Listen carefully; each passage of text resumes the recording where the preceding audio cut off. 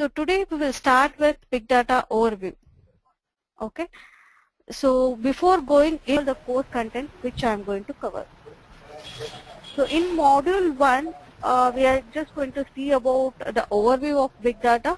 So what do you mean by big data? What are the problems we have faced? And what is the solution we have found out?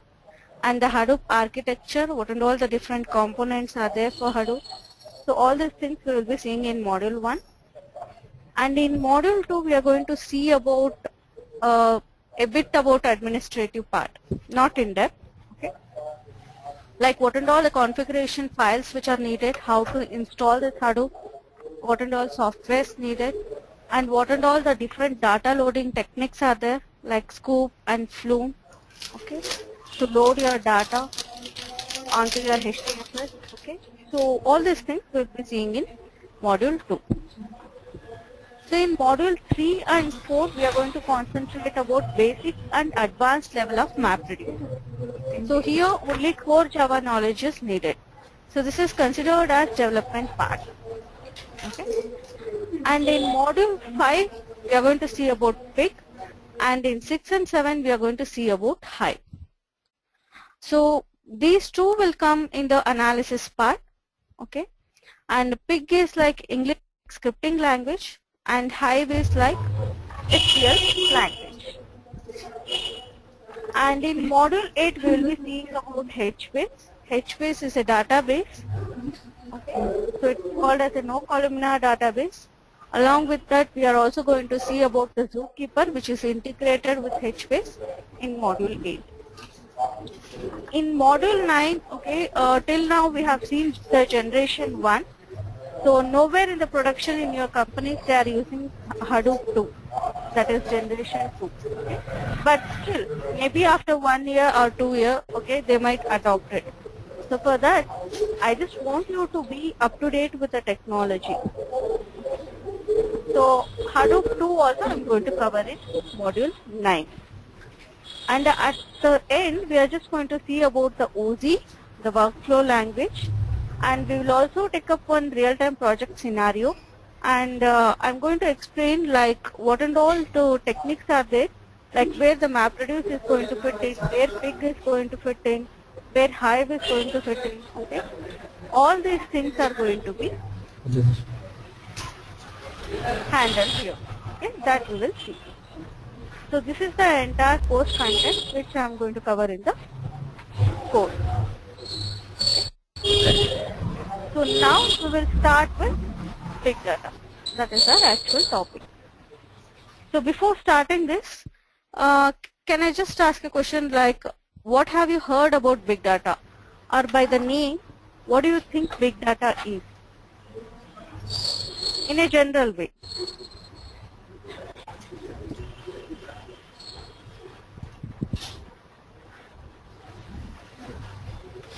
Ram Mohan? Yeah, Sandra, actually, big data for storage purpose, I heard that thing only. Okay, fine. Correct, but not fully correct, okay? Half of the thing you have told. Let me complete it. So by the name, you can say like big data is nothing but big means huge amount of data, okay? But we are not only talking about huge amount of data, but we are also talking about complex data. So what do you mean by complex? Complex is nothing but unstructured data. Okay. So what do you mean by unstructured data? Unstructured data. The data which is going to have a particular format, like in the form of rows and columns, is called as structured data. But the data which doesn't have any particular format, like your audios, videos, images, all these are considered as your unstructured data. Okay. So we are talking about huge amount of data as well as complex data. That is unstructured data. So earlier we were not having a technology to deal with this huge amount of data as well as complex data. Your traditional systems doesn't support this one. Okay. For that we needed a technology, okay, which is going to solve our problem. so that we can store this data, capture it later, okay, and perform the analysis on this, okay, and get the result. So all these things can be done using your solution. Okay. So what is the solution? That we will see later. Before that, we will see about what are the problems we have faced by this big data. Let me take one example. Like if I'm going to consider the aircraft scenario. Okay. So in aircraft, what happens for every 30 minutes of its flying time, okay, it is going to generate around 10 terabytes of data. Okay. So you can imagine we are talking about 30 minutes of its flying time. But if I talk about 1 hour or 6 hours journey or 9 hours journey, how much data it is going to generate, you can imagine. And this data is going to be stored inside the block box. Okay. So what block box stores? The conversation between your pilot and the station people. Okay. So why do we need to store this data? Because at later time we want to analyze this data. Why do we want to analyze? Because we want to find out the cause, like what went wrong. Okay. So that we can take the precaution for any other aircraft, okay, so that if any technical issues are there, so that is going to be taken care of. Then it should not be repeated. Okay. So what are we doing here? We are storing huge amount of data and also unstructured data. That is nothing but your log file. Okay. So if I am going to take one more scenario, like Facebook. In Facebook, okay, so you will be having account in Facebook, right? Yeah. So what purpose you will be using the Facebook? Generally. Communicating. Okay, fine. That is correct.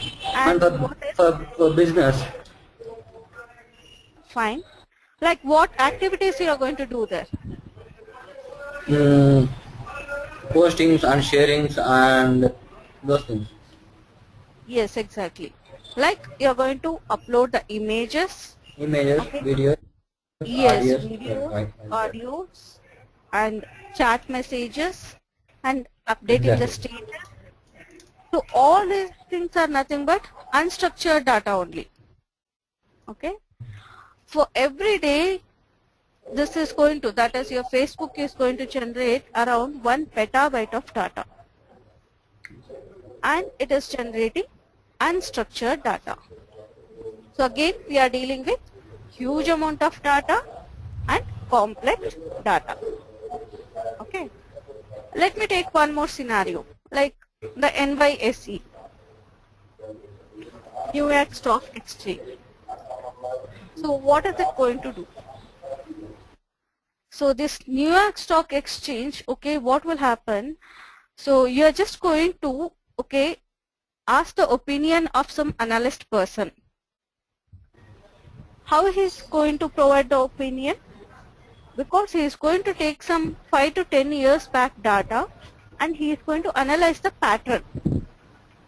Okay, like how the data is going on. Like for every 6 months, the stock price is going to be increased or decreased. So based on that, he is going to give an opinion to you. Okay, then you are going to perform your action, like buying the stock or selling the stock. So the stock market data is also a unstructured data.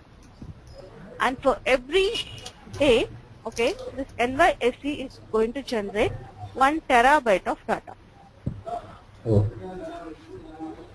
So here also we are dealing with huge amount of data and also unstructured data.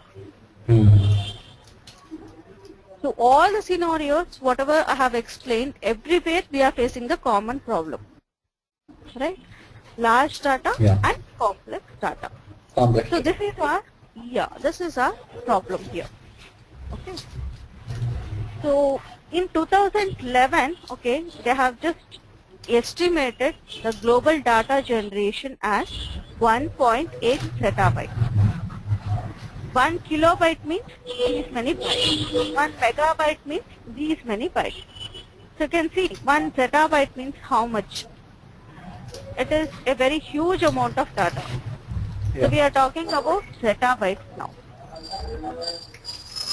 So by 2020, okay, they are expecting, like they are predicting like 40 zettabytes of data we may get. Okay. So you can see here, for every year the data is simply getting doubled. Why the data generation has been increased a lot? Earlier we were not having that much data generation. We were having, okay, but in less amount. If you take like in 1990, were the people using Facebook? They were not, right? Yeah. But now everyone, even a school girl, is going to have the Facebook account. Why is it? Because the advancement in technologies. Because of the advancement in the technologies, okay, so the data generation has been increased a lot. Okay. So we'll see what are the different types of big data now. So we have like structured data, semi-structured, quasi-structured, and unstructured data. So these are all different types of data here. So structured means, as I explained, which is going to have a proper format. Okay. Semi-structured is nothing but like XML tags. Okay, you are going to have so many tags in the XML file. Means half of the data is structured and rest half of the data is unstructured. So it is a combination of both structured and unstructured data. So now when I am going to talk about quasi-structured. So in Facebook, okay, if you have observed, okay, at the right side you will be getting some ads, right? Like if you like the product, okay, so you will be having a like button over there. You're just going to click on that. Yeah. Okay. So that data is called as web clickstream data. That also needs to be stored. Why do they need to store? Because they want to analyze and find out how the market is going on for the product. Okay, so that's what steps they can take further. So this type of data is called as quasi-structured data.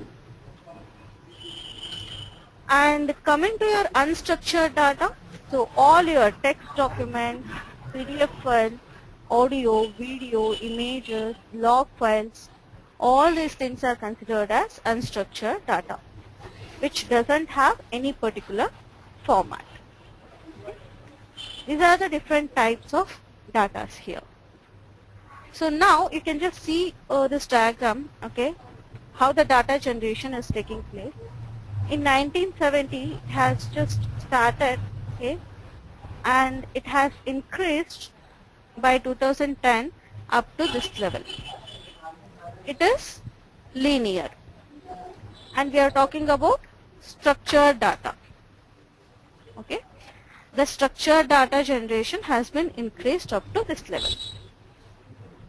When I'm going to consider unstructured data, you can see here, from here it has started and it has grown up to this level. Okay, so you can see here this is a exponential growth. Means when you consider the overall data generation, 80% of data is unstructured data. Remaining only 20% is structured data. Structured. Yeah. So this is a peak time for us to find out a solution to deal with this unstructured data. Earlier we used to have very less amount of unstructured data and we just used to neglect that one. We didn't analyze that one. We used to just take the structured data and analyze it and get the business profit out of that.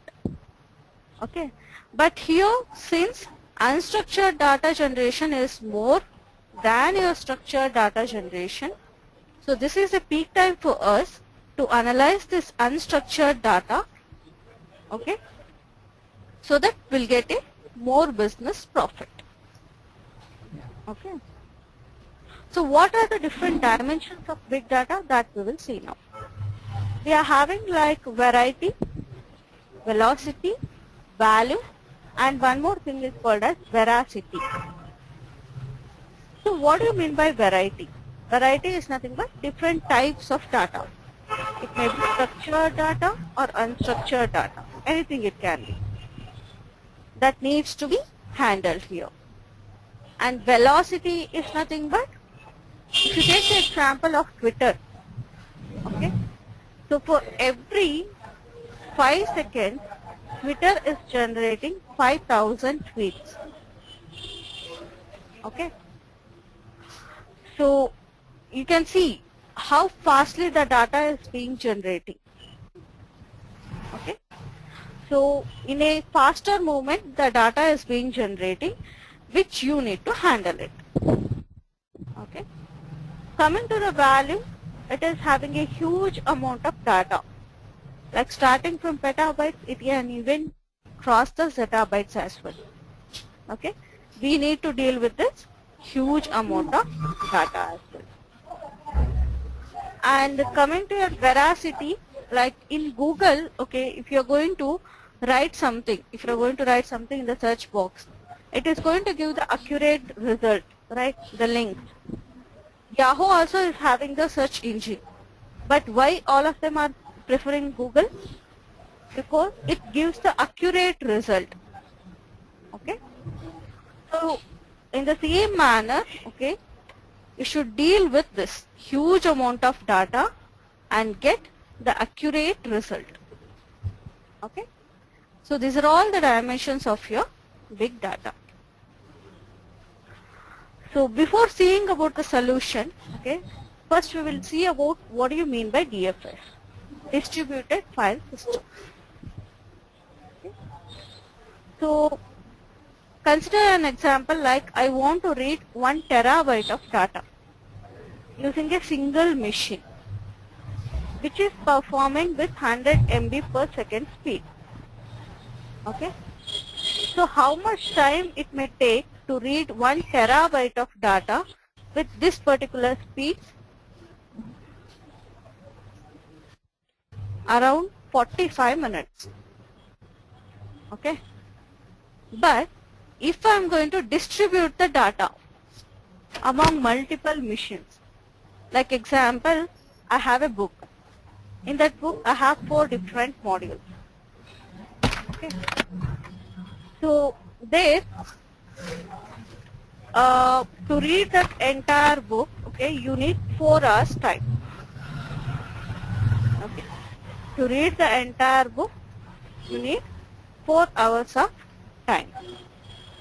But if I am going to divide that entire book into separate modules, okay, like 4 modules, and each module is given to different persons. First module is given to person 1, module 2 is given to person 2, module 3 is given to person 3, like that. Okay.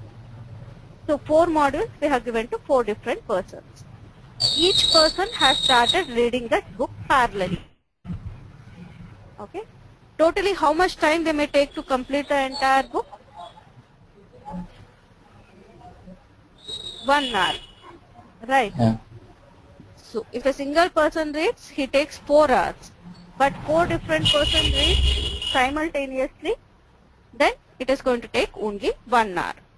Similarly, we are just dividing this entire data, okay, into multiple parts, and we are storing these parts into different machines. Okay. Okay. So that each machine is going to work with the same speed, 100 MB per second, but all of them work parallelly, okay, so that it is going to take the less time. So if I am going to divide 1 terabyte of data among 10 machines which are working parallelly, with this particular speed means, so it is just going to take around 4.5 minutes time. By the single machine, it took 45 minutes. By 10 different machines, it took only around 4.5 minutes. So you can see how we are saving our time by using DFS. Okay. So we have one more thing called as DFS consolidation. Like if you want to retrieve any information related to reports, then you need to remember the IP address of this. If you want to retrieve any information related to projects which is stored in this machine, then you need to remember the IP address of this machine. Like this, if 4 or 5 machines are there, you can remember the IP address. But if 40 machines are there, 50 machines are there, then how can you remember this? It is not possible, right? Yeah. So for that purpose, what we will do, we'll use the DFS consolidation. Like we just make one system as a gateway server, okay? So which is responsible for, okay, sending your request to the corresponding machine and retrieve the result and get back to you. So whatever the request you are going to make, okay, that request is going to be made to only this machine. Okay. So this machine is responsible for diverting your request to particular machine. You just need to remember the IP address of only this machine. Okay. Okay. No need to remember IP address of all the machines. All the systems. Yes. So this is how consolidation is going to work. First we will see what are the limitations we have faced with our existing system. Okay. Then we will see the solution to overcome that one. So this instrumentation layer, it is just the data generation phase. Data may be generating from anything. Okay, like it may be from app servers, web servers, okay, or else it may be generating from, example I told, like Facebook generates data, stock market, yeah, all those data generation phase, okay, and we are just collecting that data in the collection layer, and this data is going to be put onto the grid, okay. So here grid does nothing but a collection of multiple computers together. We have high-end machines here, okay. So we are just storing all structured, unstructured data onto the grid here. Good. After that, your ETL, okay, is going to retrieve only the required data from here and put it onto your RDBMS, okay. And after that, you are going to do the processing here in your RDBMS. After doing the processing, you are going to use the BI tools, business intelligence tools, to generate the reports and dashboards. This is the usual procedure that is going to be done here.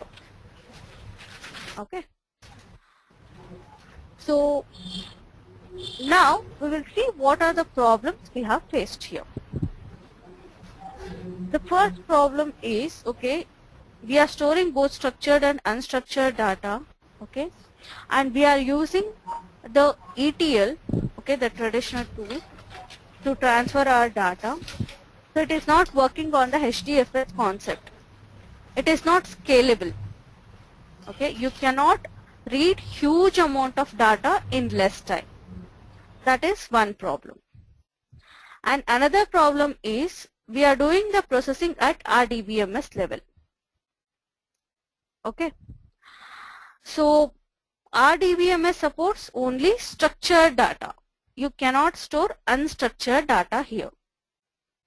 It means that you cannot process your unstructured data. So that is your second problem. And the third problem is, so you're going to have like, if I take the example of Yahoo, it has 4,000 node cluster. Okay. So if some data comes in, that is going to be placed onto the cluster on the machine. Okay. If the space has been filled out, in the entire cluster and some new data comes in again. Okay, there is no space to allocate for it. Okay, for that purpose what they will do, for every 1 year they are going to take the backup of all the data which is there in the cluster and store it onto your any media, storage media like tapes or hard disk, anything it can be.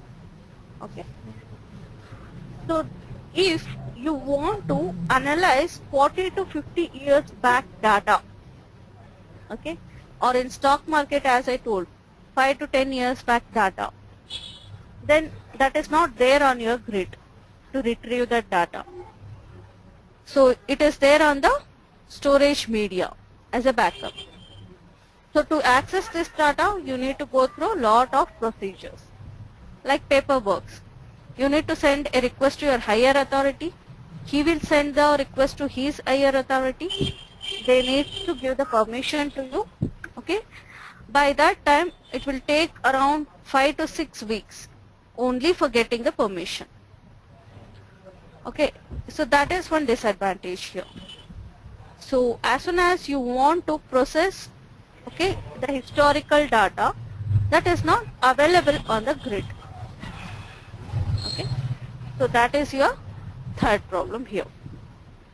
So these are all the problems which we have faced. So now we will see about a solution. Okay, so here the same thing in the instrumentation layer, the data is being generated and it is collected in the collection layer. Then we are storing it onto the Hadoop grid here. Okay. So Hadoop is our solution here, which provides both storage as well as computation. Okay. So here, okay, we are storing both structured and unstructured data, and we are also doing processing here itself. So we can do processing on unstructured data as well. So our one problem is solved. The next one, Hadoop uses HDFS, Hadoop Distributed File System. So using this HDFS, we have seen like you can read a huge amount of data in less time. Okay, and it is scalable. So our second problem is solved here. Okay, and coming to your third one, okay, third problem. So like Hadoop is scalable. Okay, if the space which is there in the cluster has filled in, if some new data comes into your Hadoop, there is no space, then we are simply going to add one more node to the cluster without altering the current configuration. Okay, so there is no limitation. You can add any number of nodes you want. Okay, and you're just going to store your additional data inside those new nodes. So we are not going to take any backup here. As and when if you want to retrieve 5 to 10 years back data, okay, you can directly retrieve it from the grid. So this is how our third problem is also solved. Okay, then whatever the data which is required, which is converted into structured format, can be placed onto the RDBMS, and you can use the business intelligence tools on that. Okay. Okay. So this is how Hadoop is going to provide solution for all of your problems. Okay. So now we will see the difference between your traditional system and MapReduce, that is Hadoop. So when I consider the data size, your traditional system can store up to gigabytes, maximum terabytes. Above that, it cannot store it.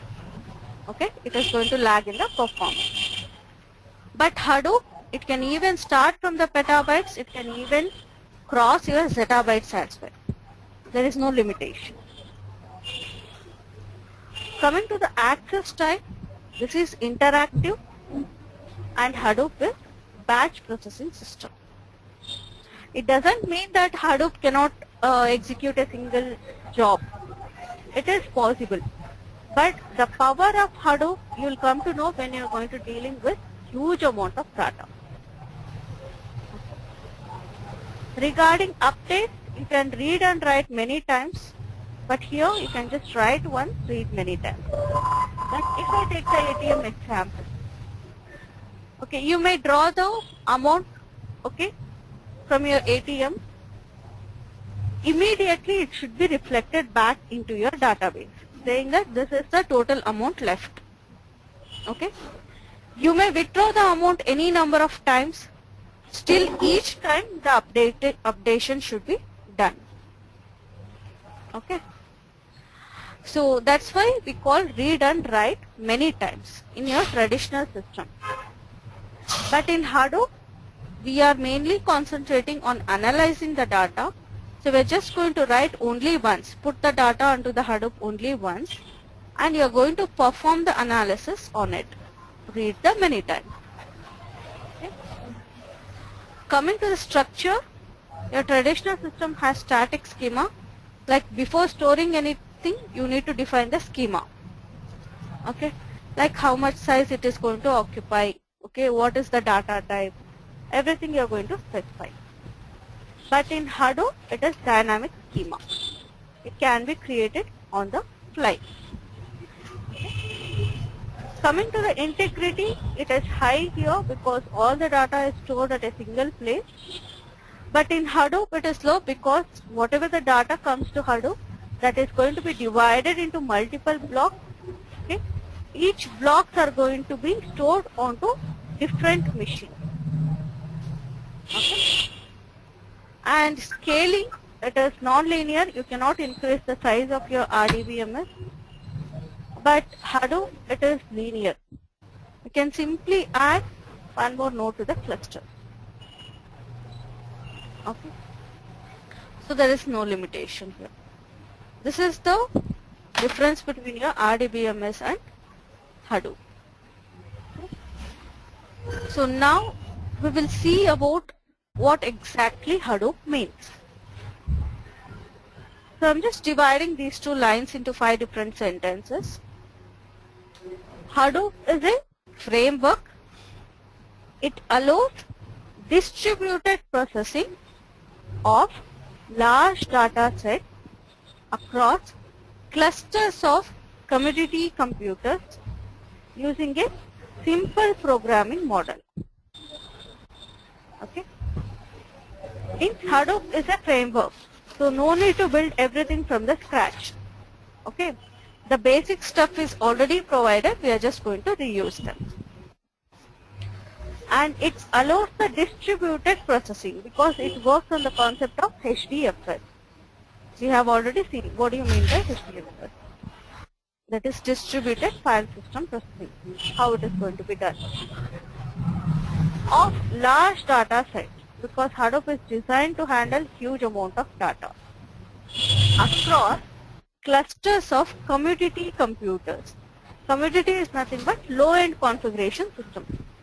We are not investing more money here. Okay. So we are just going to use our ordinary like laptops, desktops and all. No need of high-end machines here. Using a simple programming model. Simple programming model is nothing but MapReduce. So using MapReduce, you are going to deal with huge amount of data in Hadoop. Okay. So this is exactly Hadoop means. And it is open source. Okay. It is freely available. No need to pay anything. Okay. And this is about your Hadoop origin. Like it was created by Duck Curtin and it was a part of Apache project. In 2004, Google published a paper, that is GFS paper, Google File System paper. In that they have mentioned about Hadoop. In 2005, the Nudge web search engine, it uses the MapReduce. Okay. And then in 2008, this became the top level project of Apache. And in 2009, Yahoo used this Hadoop to sort 1 terabytes of data in only 62 seconds. So you can see here only in 62 seconds Hadoop sorted 1 terabyte of data. You can imagine how powerful Hadoop is. So by this it has increased the popularity. So now everyone is going for Hadoop. Okay. So what makes this Hadoop more useful? Like Hadoop is scalable. Okay. Means whenever the extra data comes in, if you don't have space, you can simply add the node, okay, to the cluster so that you will get a space. So we call Hadoop as scalable here. And it is economical because we are using low-end configuration systems in a cluster. We are not investing more money. And it is efficient because it works on the concept of HDFS. Okay. So you know how the time is going to be saved by doing the parallel work. And we call Hadoop as reliable because whatever the data that comes into your Hadoop is going to be divided into multiple blocks. Each block is going to be replicated 3 times. Okay. And it is going to be stored onto the different machines.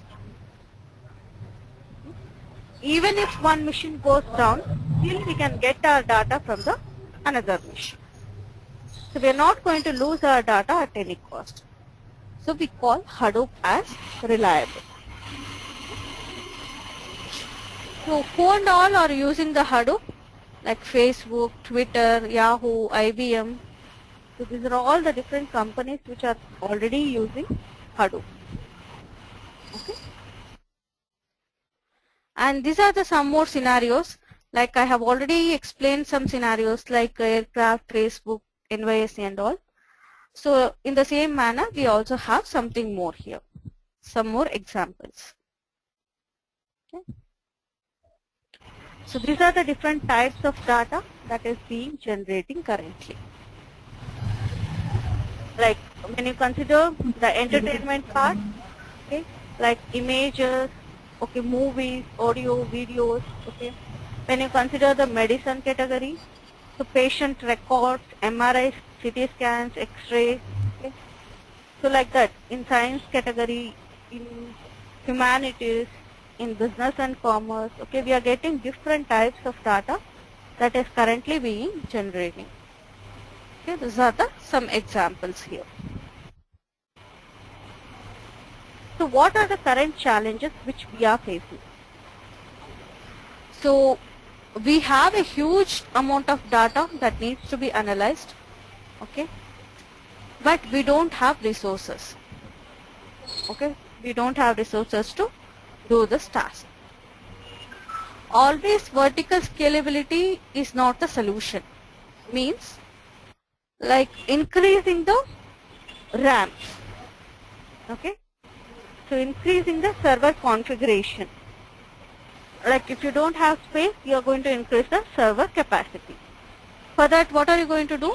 You are going to pay some more money, okay, and take the backup from your old machine, okay, and then put it onto the new machine and then restart it. Okay. So means you are going to alter the current configuration of the system as well as you are investing more money. So this is not the always solution here. And your RDBMS, it doesn't design to scale out. Means you cannot increase the size here. Okay, it is limited. And it will not store your unstructured data, okay, which cannot be handled by your traditional system. So for this, we needed a new approach which is going to solve all our problems. That is, your Hadoop can process both structured and unstructured data, okay, and it can analyze huge amount of data, and it is going to process this data economically. Okay, because we are using the low-end configuration systems. So like this, all the problems has been solved by your Hadoop. So big data is a technology, okay, so which has so many problems. So Hadoop is a framework which provides the solution here. Okay. Now we'll see what are the advantages of Hadoop. So I just told like the data which is coming for your Hadoop is divided into multiple blocks. So that is going to be done internally by your Hadoop framework. You're not going to do anything. And replication also, each block is by defaultly replicated 3 times I told.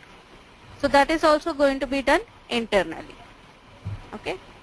And whenever you want to increase the cluster size without altering the current configuration, you are simply adding one more node to the cluster. That is another advantage. And Hadoop is built on Java. Okay. To execute your Hadoop command, you need Linux kind of environment. Okay.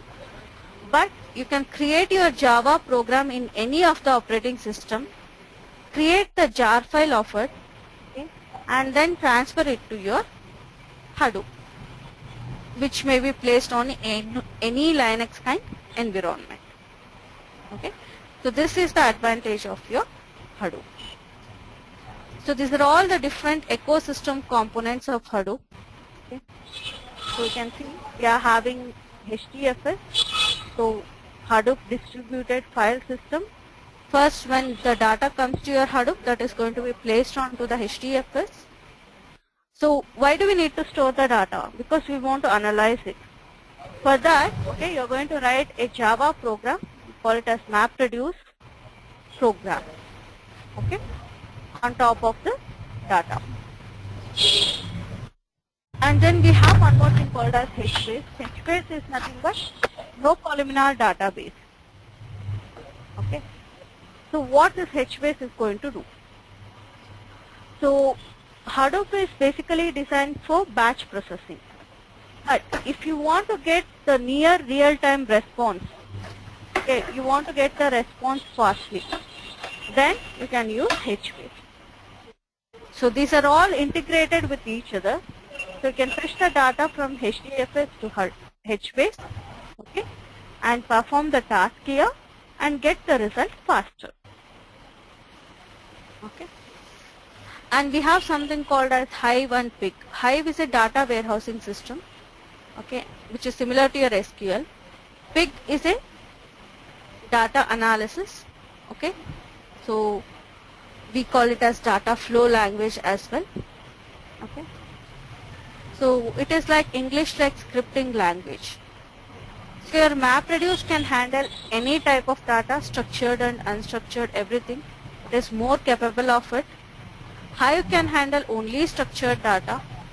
Pig can handle both, but unstructured data means it should be only patterned. Like same pattern should be repeated. Okay. So that time you can go for Pig here. Coming to the Mahout. So Mahout is nothing but it is a machine learning language. Okay. So we are just making a machine to learn by itself by using its past data. Example, when you are going to play a chess with your computer. So what your computer is going to do? What and all the moves you are going to do, that is going to be captured and stored onto the memory. So next time when its turns comes, it is just going to look at all the captured images and pick the one of the best move and perform it. Means we are making a machine to learn by itself by using its past data. Okay. So that is about Mahout. And coming to your Oozie, Oozie is a workflow language. Okay. So like you have multiple jobs that needs to be run in the framework. Like first MapReduce should be run. The output of MapReduce program should be given as input to Hive. The output of Hive should be given as input to Pig. Okay. So like this, one is dependent on another.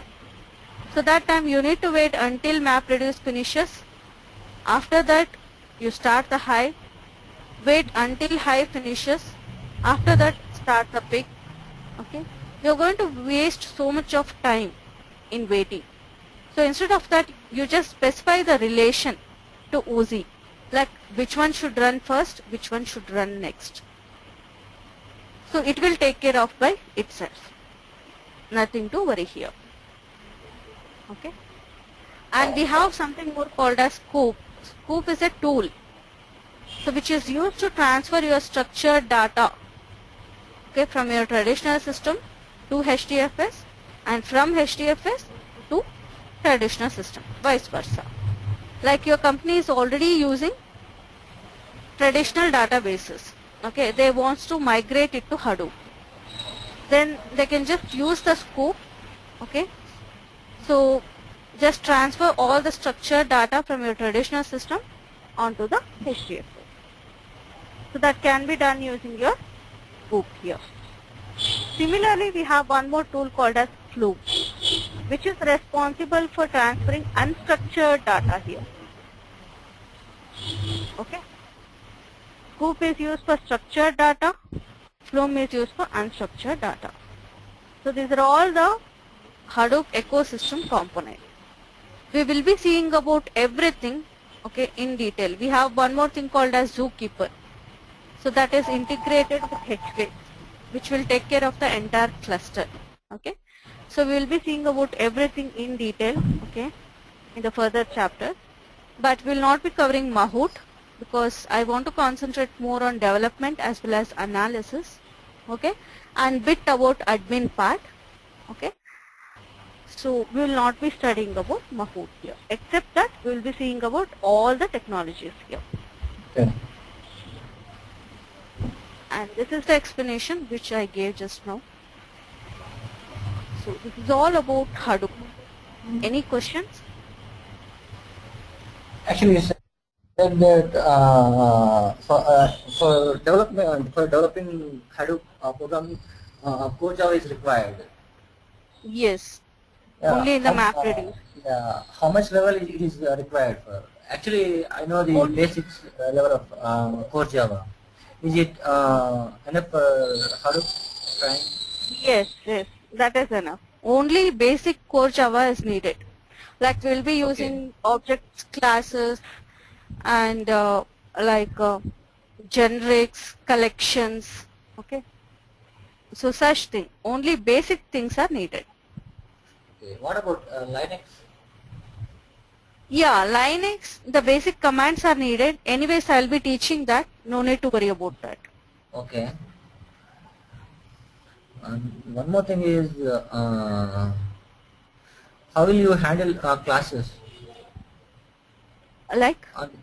Like weekly ones or sorry, daily or weekly? So we will discuss about that. Okay. Okay.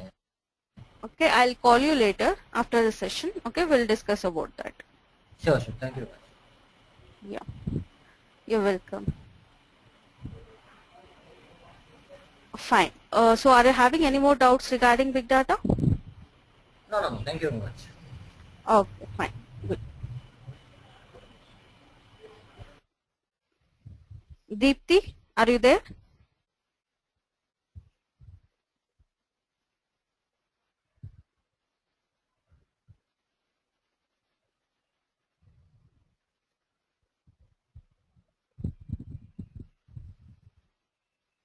Hello? Deepti, are you there? Yeah, ma'am, I am here. Tell me. Okay, fine. Is your student has joined? No, ma'am. Okay, fine. No problem. So for that purpose, yeah, tell me. Problem. I will check with the Okay. student. I will arrange you another day. Okay. Just send me this demo video now. That is enough, I think. Yeah. Okay, fine. So we'll end our session now. Okay, ma'am. Thank you. Thank you so much. Bye.